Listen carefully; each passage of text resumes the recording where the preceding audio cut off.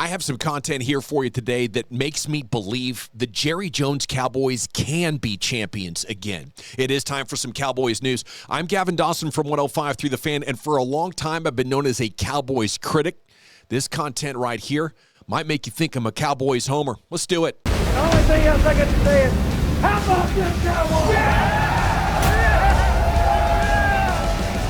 All right, welcome into How About Wow. I'm Gavin Dawson along with New Bear. And, buddy, I might be about to throw the Cowboys some bail here, maybe some excuses. Maybe I'm getting the excuse machine cranking up. You judge for yourself, maybe more than I ever have on this show. But I think it's truth, and I actually think it's kind of exciting for what this organization is capable of doing. But, man, welcome in. It's good to see you again, New Bear. How the heck are you?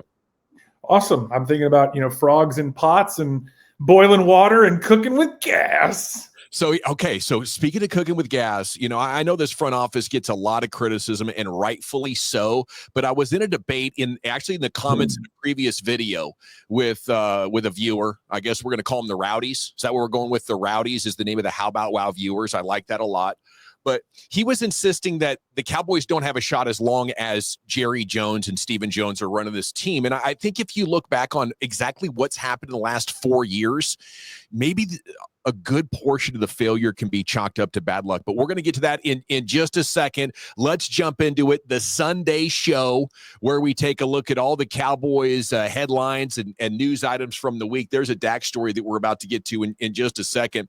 I wanted to put up this Kevin Durant story for you real quick, though. Adam Schefter broke it. And I guess even when the Cowboys aren't in the news, they're still part of the news because KD found out while on stage with Micah. Yeah, it's a ridiculous trade, and the timing of it is hilarious because he's gone viral because he's just chilling in a panel interview, hanging out on stage. And I was going back there. I was trying to find some of my basketball is my girlfriend, KD brand t-shirts or whatever, but the elite backwards on the screen looked like snooze. And unless we get that Swedish tobacco company to start throwing us some sponsorship dollars, I'm going to hold that one back. Kevin Durant on stage finds out he's traded to Houston. So that one breaking shortly ago. There he is. Let me see if I can get this one up. There he is. He's just chilling. He's just chilling. Report that is just taking place about KD's destination. I believe that KD has been traded to the Houston Rockets. He's like, holy crap, dog, I just traded.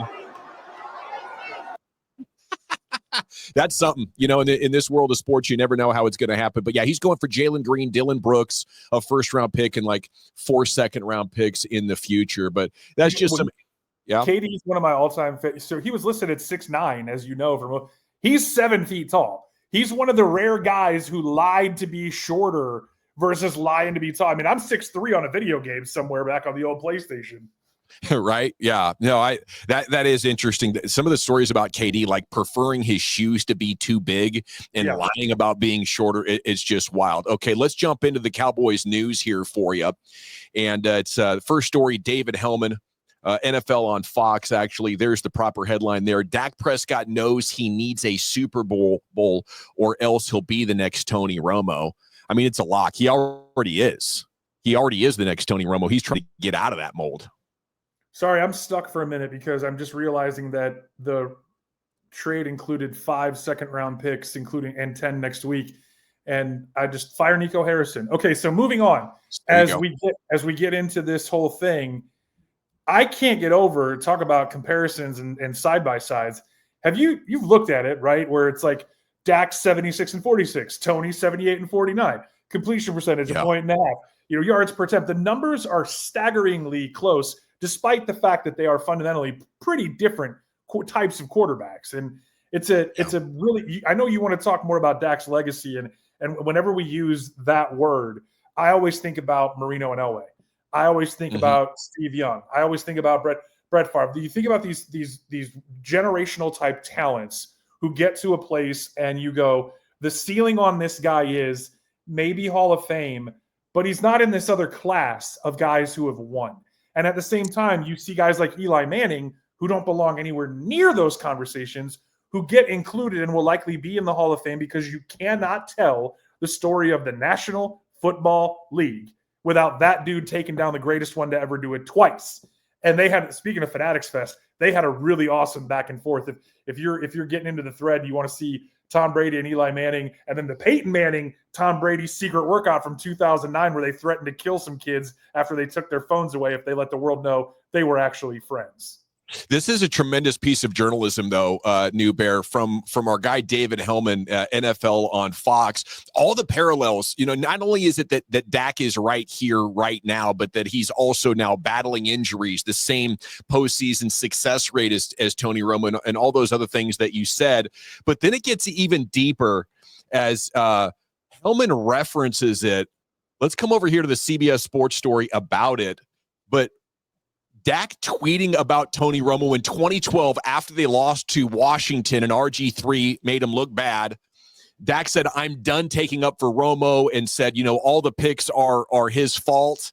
So now that he has essentially found himself in that same exact situation with fans looking at him the way that he looked at Tony Romo. It's quite profound and ironic. And I don't think it's lost that this isn't a coincidence that they found themselves here. The Cowboys settle on non-elite quarterbacks, and then they give them teams that only GOATs could win with. So I think this formula will actually be repeated again, and we'll just have another version of the same guy here when Dak's done.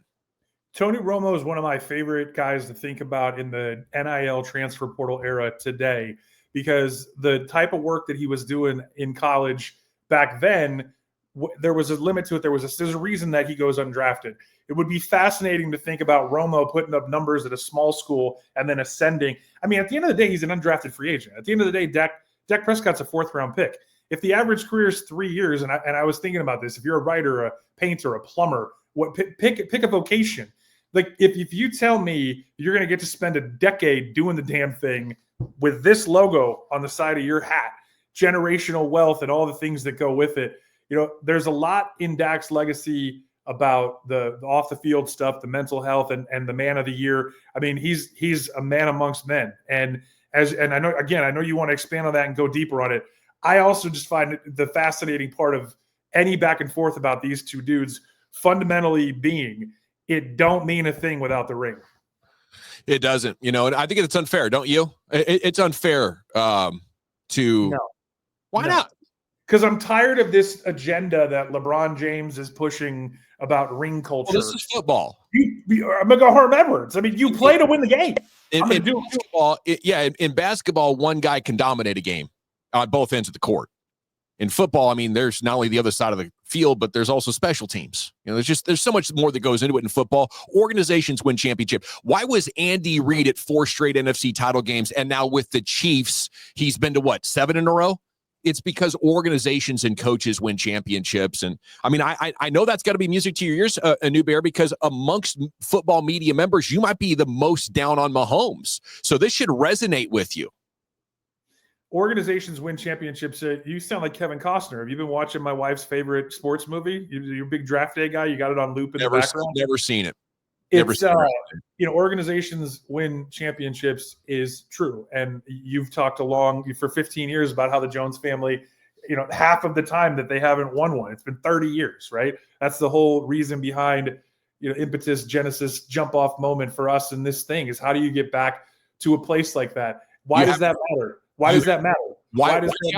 Why do you have to get back to a championship? Well, because John Elway's a better quarterback than Dan Marino, because at the end of the day, he's got 2 and Marino only went once. Like that, it's a dividing line, whether you're in a bar room or the boardroom. I'm just saying it shouldn't be. I'm just saying it shouldn't be, especially when you mention the name legacy, the word legacy. Can we jump over here and get Dak's thoughts on his legacy? Let me go ahead and share the screen. We'll go back over here. We'll do this. Hopefully they don't make me watch that Ford truck commercial again. But let's go back just a few seconds here to Dak Prescott. He was at minicamp talking about his legacy, and I do feel for the guy. Here we go. Yeah, I want to win a championship. The legacy, the things, whatever comes after I finish playing will take care of itself. I want to win a championship. Be damned if it's just for my legacy or for this team, for my personal being, for my sanity.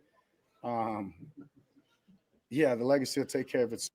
I totally get wanting to win and believing that it is an important part of an athlete's football legacy. Okay. But I think when you're talking about legacy with a man like Dak Prescott, or really with any man, you're talking about something that should not be defined by wins and losses in the context of a team sport. I think it's as simple as that. What he overcome to make a positive out of his life, and with his mother, and then with his brother, to be a guy that also who fights through mental health issues, and to be a champion for that kind of stuff, like the amount of adversity. This is the guy that you want your kids to root for and to emulate. Everything we say about how athletes are role models, this is the dude. And to me, that's so much more important when it comes to a legacy than how much did you win, especially if you had the misfortune of having a front office run by the Jones boys. So we're on the verge of having almost two completely different conversations, right? Because I don't disagree with you. I mean, if my son grows up to be a quarterback, and I want him to be Dak Prescott, not Johnny Manziel. And there's a whole lot in between, those two ends of the spectrum. Like, salute, I'm with you. But what I'm talking about is this topic came from us saying, does Dak need a Super Bowl to get in the Hall of Fame? Or if he wins one, sure, is he a Hall of Famer? And you can make the case that even if he wins one, he's still fringe because he's missed so much time. Because of his era, in this era that he's playing in, he'll be surpassed by so many other guys. What becomes undeniable is that Eli Manning's going to be a Hall of Famer, even though he's a 500 quarterback who barely completed 60% of his passes. Because when it was nut-cutting time, that dude circumcised Tom Brady twice. No, you're right about that. I do think there is something to making the big plays, but also you got to get to the postseason like Eli did, with a defense that can hold up its end of the bargain and a running game to keep their defense honest. And I just don't think Dak has arrived in the playoffs with one of those kinds of teams. Maybe they were a better team than Green Bay, but Green Bay with Aaron Jones had a game plan to absolutely smack them in the running game. And it didn't matter how much Dak and the Cowboys figured out in the second half. There was too big of a hole that had been dug. And I am willing to acknowledge that Dak isn't one of those guys, that is maybe the most clutch or, a GOAT candidate, right? I think Eli Manning is a good comparison. But what Eli had was help in a way to keep games close until those moments. We were looking back at it too. That rookie, the showdown with Aaron, when he went toe to toe with Aaron Rodgers and came back down 18, and what happened? Think about what if moments. Change one thing, change everything. If Aaron Rodgers doesn't make full Aaron Rodgers to Jared Cook, that throw was ridiculous. That catch was ridiculous. Right. And you could argue that if he drops that ball, or if it's 6 inches out of bounds, because it was right there on the line, then with the momentum that they had and the way that they were playing and some of the stuff that they had figured out, they win that game. They march on. Tony Pollard with his knee. They played San Francisco nails, man. You could talk about how they only scored 12. They only gave up 19 to one of the nastiest, So when you talk about him not going into the playoffs with full teams or not getting support at the right time, like a lot of that stuff has to come together, right? It does. Yeah. The one thing about Brady and cool lines or fun little sticky stuff aside, and Eli and Tom again had a ton of fun at Fanatics Fest, and they'll make money off of this forever. And at the end of the day, when Brady left the field, he had done enough. He had driven his team down, and they had taken the lead. And then helmet catch and all this other stuff happens, right? Brady also has a Super Bowl where he threw for 505 and lost, right, to Nick Foles. And he dropped a pass. But the fact is, no matter how embarrassing that is, no matter how painful Wes Welker dropping it, no matter how ridiculous the helmet catch is, there's 7 other rings. It's an undebatable thing, right? Yeah. No, Marino, 0. You can talk about Marino having the quickest release, Ace Ventura being low-key the greatest comedy of the generation, all these other awesome things that Dan Marino is. I got a starting lineup in my office. I got a painting of him. He's Western Pennsylvania, through and through, right? And was never going to not go to Pitt because he wasn't leaving Mama Marino's meatballs. He's better than Joe Montana, he's better than Joe Namath. But they won. And at the end of the day, Joe Namath's career statistics are terrible, and a lot of that's injury related. At the end of the day, Joe Montana was surpassed by Tom Brady. But we're not talking about Steve Young the same way we talk about Joe Montana. We're not talking about Dan Marino the same way we talk about Elway. And unfortunate or not, and team sports or not, and basketball to football or not, you're the quarterback of the Dallas Cowboys. Win a damn Super Bowl. I mean, there's something to be said for that. But, Tom Brady never won a Super Bowl without a top 5 defense, and Dak has never got to the playoffs with a top 5 defense. I totally get it. I think the Dan Marino thing is fascinating, Newbear, because what you're looking at there is a guy that walked around and just oozed 4,500 to 5,000 yards, right? That's what he did. How important is passing yardage for being a really great team? In today's era, we're all talking chunk plays, but if you can't make the other team defend the run, right? I don't care how much you can pass for, because when it gets to January, a team is going to exploit that. You're one-dimensional. We have this great passing game, and I think that's where a lot of Dak's reputation as an elite player has been built, is statistics in the regular season, and there is a big difference between finding success there and having what it takes to win in the postseason. We all know that. I don't disagree, and I'm not trying to just stir up shit for the sake of stirring shit. I just had the thought bubble that I had was who we're really talking about with Dak is Jim Kelly. We're talking about the off the field stuff, the humanitarian work, the foundation, the amazing battle that he went through with cancer, and the really tragic story with his son, right? And you're talking about all that stuff mattering more. 0 questions asked, right? But at the same time, let's take it away from quarterback, and let's talk about the Steelers being 79-44-2 when TJ Watt plays, and 1-11 when he doesn't. And let's go to Myles Garrett and talk about the Cleveland Browns just sucking ass whether he plays or doesn't, right? The franchise matters, and the scope around you matters, because Myles Garrett's getting the benefit of the doubt way, way more because of how bad the Cleveland Browns are. And I get the picture that you're trying to paint. But just the other day, I was looking at it saying, when you look at Spot Track or Over the Cap and all these other different things, and the way they spend money, you can disagree with. The misses that they've had in the draft, you can disagree with.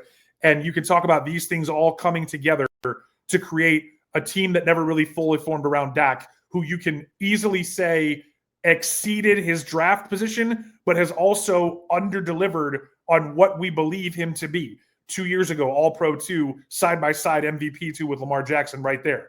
And it's a paradox. It's Primrose Steps. It's challenging.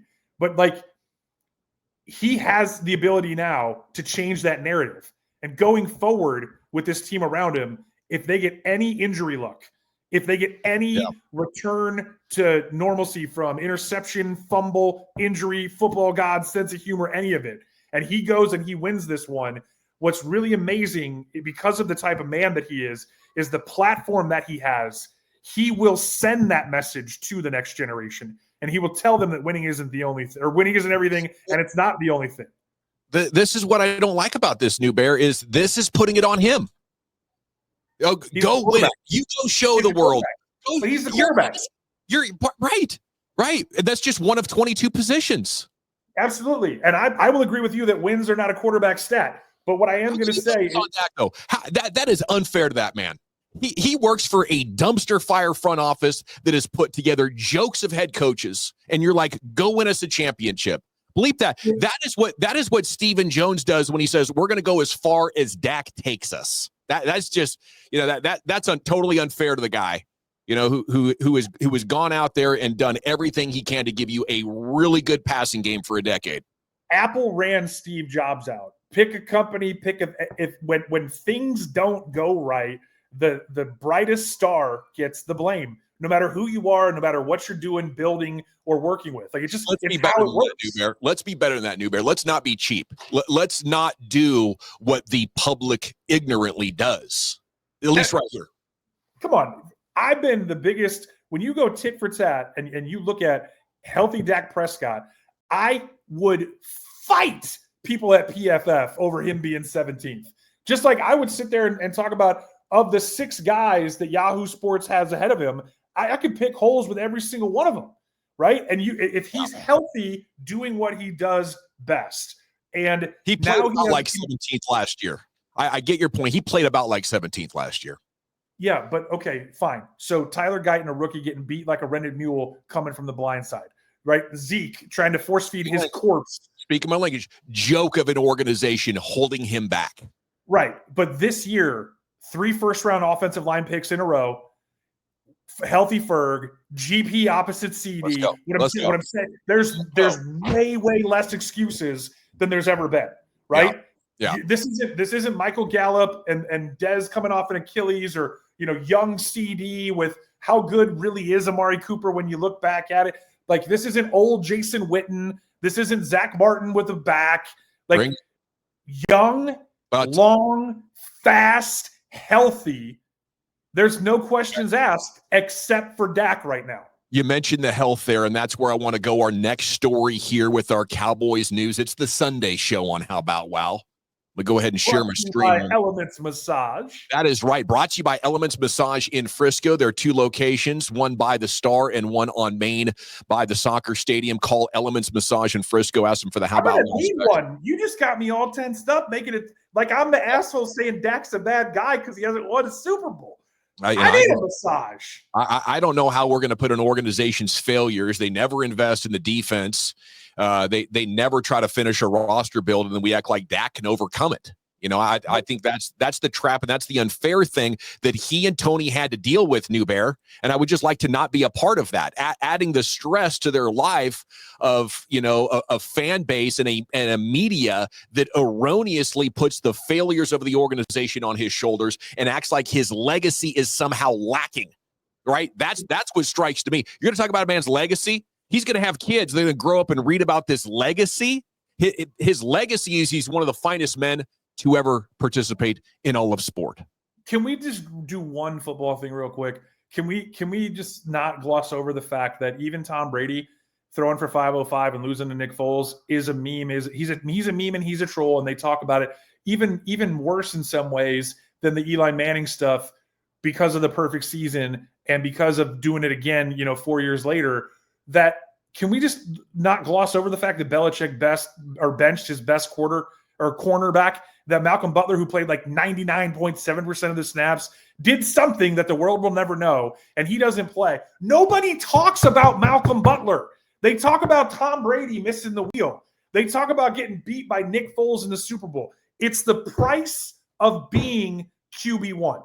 Yeah. And I'm 43 years old, and I grew up in a time where we had cable and we had Nintendo, but we also had rotary phones. Like I love when I was born because I understand where we were digital native when this thing arrived in our pockets. There was one point where I had a PC and a Mac, and I had a BlackBerry and an iPhone, and I thought I was the coolest kid at school. This is that. This is evolution over time. The game changes, right? Guys used to throw 20 picks to 10 touchdowns. Now, if you're not 4-1 the other way around, you suck. Well, guys, what changed, though? I mean, yeah, you're on one, and I get a lot of what you're saying right there. The game changes, but you know what doesn't? The best coaches win. But what also doesn't change is that it comes down to the quarterback. Joe Namath guaranteed a Super Bowl. He won a Super Bowl. He's good forever. Like I don't want to live in this world where we're like winning doesn't matter, Super Bowls don't matter. Then let's just not keep score. No, I want to keep score. I just want to talk about winning in the proper context and who's responsible for the winning. Like, so here's what happened. Bill Walsh was incredible. So he had Joe Montana plus a team with the best championship standards the NFL has ever seen. So they made a dynasty.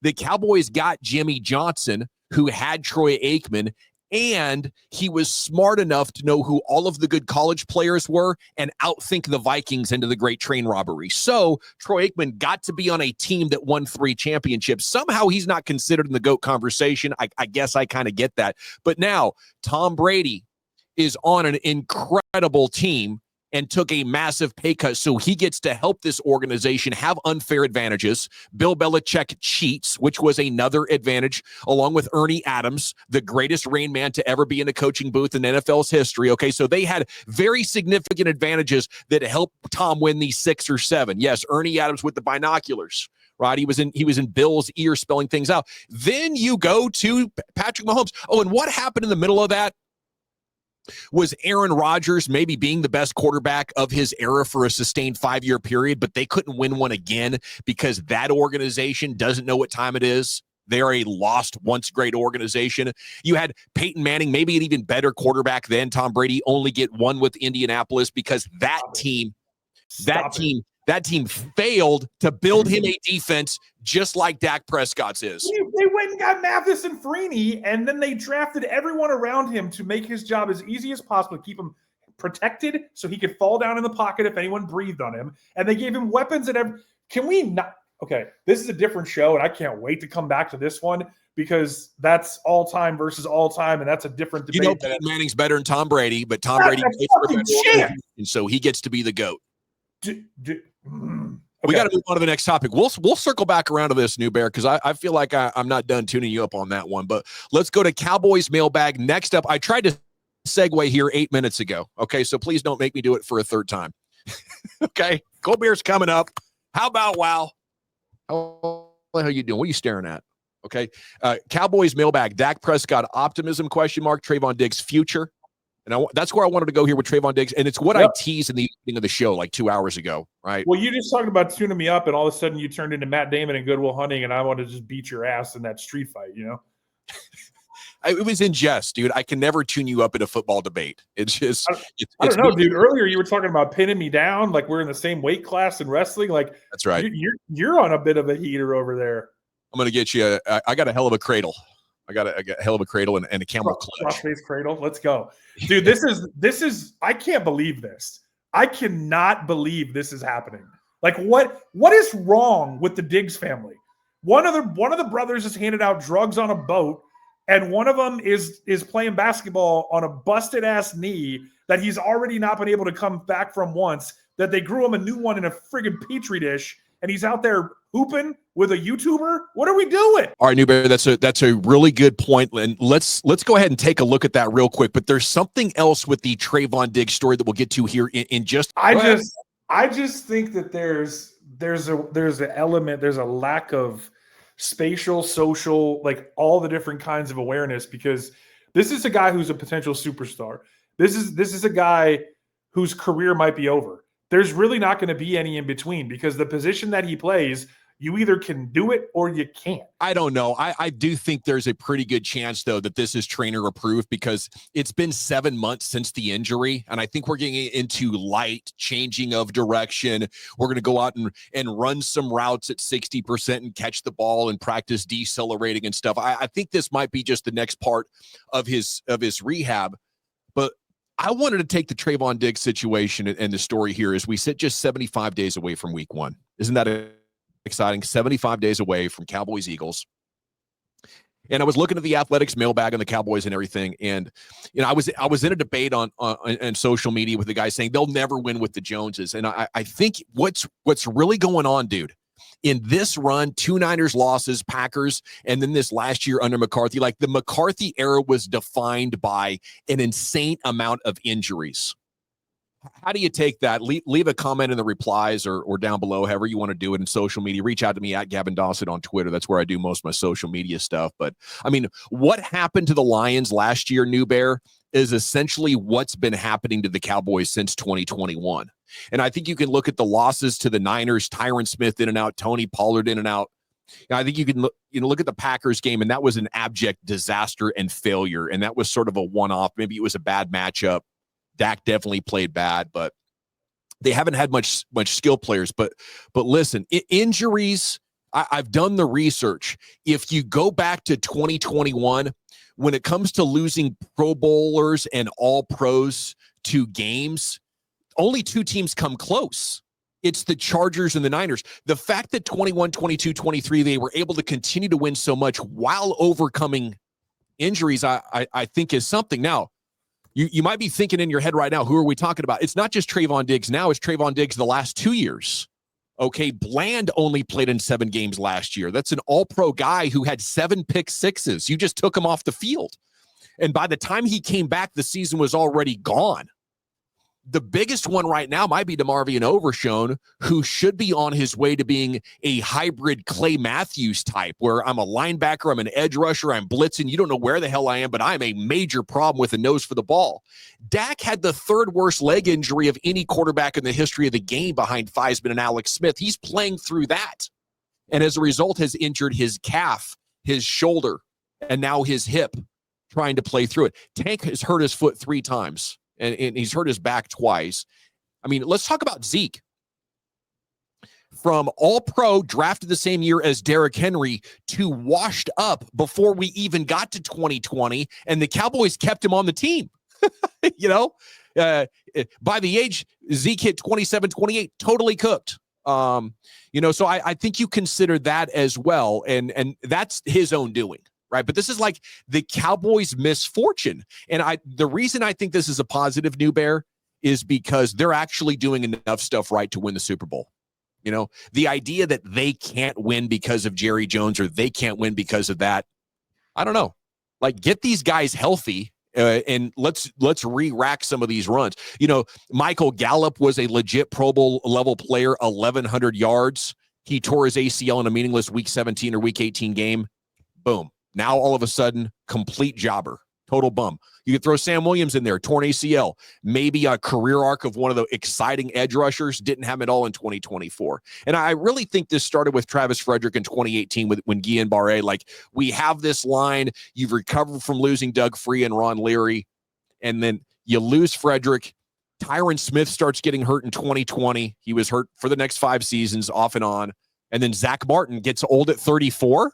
What is that? Like, the GOAT should be good to 38, 39, like Trent Williams, Joe Thomas. Nope.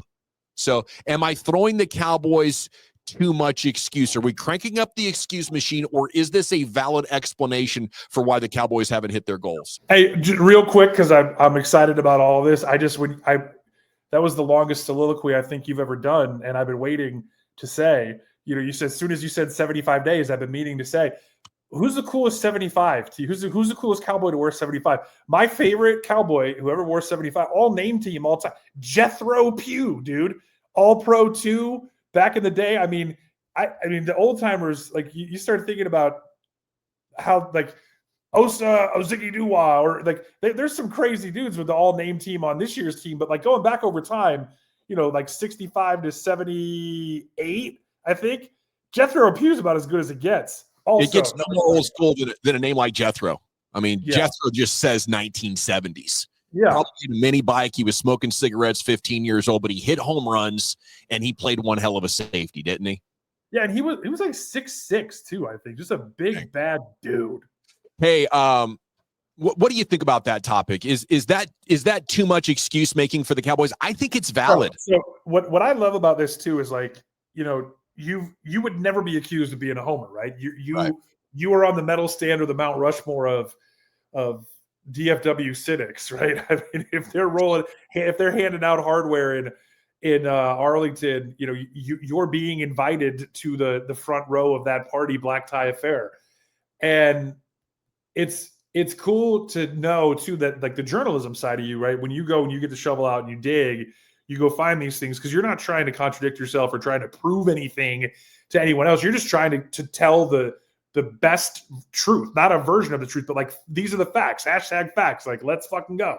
Yeah. And as you dig into some of this stuff and you look at it, what's really interesting is that from year to year, there's so much injury variance. It's very much like fumble luck, right? Like, there'll be one team, like last year, think about, we're probably having a different conversation about Jared Goff and the quarterbacks if Hutchinson and company are healthy. Detroit was the best roster in the league last year. They just literally fell apart.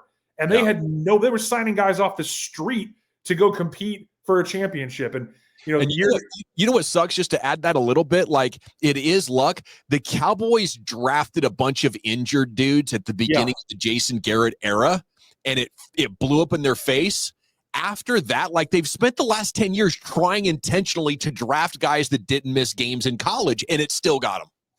Yeah, it's a fascinating thing too. Like looking back at we were talking, earlier about some of their draft history and how we all feel really good about the totality of this year's draft, especially with the Pickens move, because that makes the Booker at 12 way more palatable, right? And if a guy like Blue well, you think, okay, well, Blue's a 5th round pick. Are we expecting too much of him? And then you look at their drafts over the past year, and they're almost better drafting in rounds 3, 4, 5, even late in the draft than they are in 1 and 2. It's wild to see.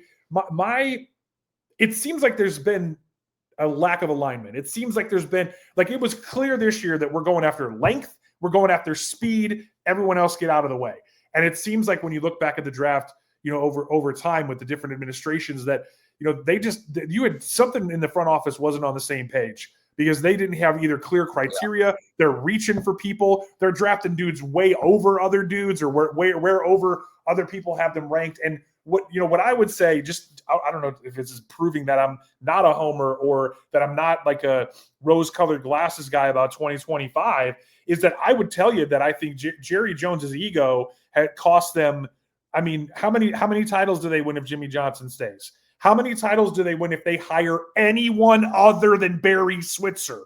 How many titles do they win if for the next 30 years he does anything other than hire his buddies and let them hire their buddies? And if, oh, by the way, if you're a friend of the family, now you're speaking my language, buddy. Yeah, and you're blaming Dak for all this. No, but what? No. Now you're speaking my language. That's the exact kind of dysfunction we're talking about with the football team. Stop it right now, because at the end of the day, QB1 because it all comes back to Jerry's ego, and Jimmy got so much credit. He wants to show the world. He wants to show the world I can win with a doofus. And no disrespect to Barry Switzer, he was a great college coach, but by the time he got to the NFL, it wasn't working. Chan Gailey, Dave Campo, Jason Garrett, Mike McCarthy, it's all. I'm going to make damn sure the focus is on me. And the only Bill Parcells hire was to get the stadium built. You know that, New Bear. Oh, Mike McCarthy is one, and not just because he's a Pittsburgh guy. I think Mike McCarthy's a hell of a coach. You want to talk about side-by-sides like Lamar Jackson, Dak Prescott 2023, or Dak Prescott, Tony Romo, career AD? Dude, put up Mike Tomlin and Mike McCarthy. If it's 1997, Mike McCarthy's my guy. Let's run this West Coast offense. Let's execute. Let's have some play action passing. But this is 2025, where it's McVay, Shanahan, Reed, Johnson. Those are the guys putting their team in an advantage. And Mike, before this spirals into another argument that ends with us in sumo suits jousting, like the point that you were making was Jerry's ego, right? And what the thing, if I'm looking at this and trying to be objective, and you're looking at everything from the salary, the total roster construction, but particularly related to the draft, and then particularly related to decisions they make with their guys over time. What it really comes down to is they think they know more than everyone else, and they would rather take the chance to prove that they're right, drafting a guy that they have ranked way higher or that they have valued way more, than doing what is essentially the right thing to do. And that's why you don't see them doing what the San Francisco front office. That's why you don't see a ton of compensatory picks. That's why you see them setting and resetting markets like the Dak contract, or waiting again to reset it with Micah. It's not just engagement farming. It's not just the content play. It's not just the ecosystem from your phone to the star and everywhere in between. It is 1,000,000,000% that Jerry Jones won a Super Bowl with Barry Switzer, so he thinks he can do whatever the hell he wants. When he said any one of 500 coaches can do it, he effing meant it. He meant it. Yeah. He literally meant it. And that team was so good. And think about it. They were so close to extending that. Think about that for a second. If they take a little better care of Troy, they get him one more weapon, they get one more linebacker to not have some freak. How many freak injuries? Go back through Dat Wynn, Dexter Coakley, Sean Lee. Think about how many legit just human heat-seeking missiles we missed out on as Cowboys Nation for America's team just at that one position. And now you're talking about very specifically 2021 to 2024. And everything that you're talking about with the math of injuries and all-pro and Pro Bowl and elite dollars and cents kind of guys is exacerbated by the fact that they have absolutely blown entire drafts. Yeah, and the damn burst last year, yes, the failures of the drafts, I guess, in the 2023 and 24 draft have exacerbated it. Maybe they could have overcome it, and if they could have had good drafts and stayed healthy, I think they would have won the championship right there. So a team that had drafted well for about 14 years, a team that had got a handle on their injury situation, suddenly they had bad drafts and got hurt. And I just think before too long, they're going to get back into better health, and they're going to get into better drafting again. And for that reason, I guess I'm somewhat optimistic that maybe the Jones boys could make this happen and still get a championship done. But I mentioned Jason Garrett back there. I wanted to circle back around on something and why Jerry Jones does this. At one point, Garrett was a very educated man, Ivy League and all that. He referenced Maslow's hierarchy of needs, a theory in psychology that explains human motivation. And at the absolute top is importance. Like after you get, I need to eat, I need to breathe, I need to sleep, I can't have a tiger lurking to kill me. After those things are settled, it's this feeling of importance. And I don't think it has ever been satisfied by Jerry Jones. And I think subconsciously he buries this organization to prop up his level of importance.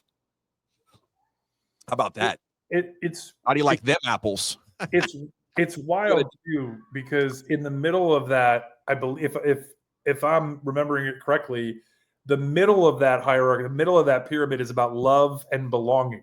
It's all the juju stuff, right? Yeah. And it's a fascinating thing to think about with like from the essentials to like the actualization of self. Somewhere along that path, like you have to like wrap your arms around this situation. You got to love the hell out of this franchise. And what I am ultimately talking my way to saying is that, this is one of those things, do as I say, not as I do. This is one of those things where it's like, I was hard on you. This is bad parenting at so many levels. And the nature versus nurture and the way that this has been, the thing that's so frustrating about it is they've won just enough. They've been close enough to keep it at bay because there is hope. And it's not like Pittsburgh Pirates baseball or Colorado Rockies baseball, where it's bottomed out for a minute and you're like, oh, there's hope around the corner because we just won a few years ago. Whereas like the Pirates are actively trying to just almost embarrass themselves at the expense of this city. And when you look at the Cowboys and you look at Dak and you say, when he's healthy, we win the East. And when we win the East, all we have to do is win one game and we're in the conference championship if winning the East means 12 or 13 wins that come with it. And that tease is actually the version of your wife that you hate more than the one who's nagging you. Like I would rather have the nag than the tease all day long. Well, I mean, the tease is, though, it doesn't have to be a tease. It could be evidence.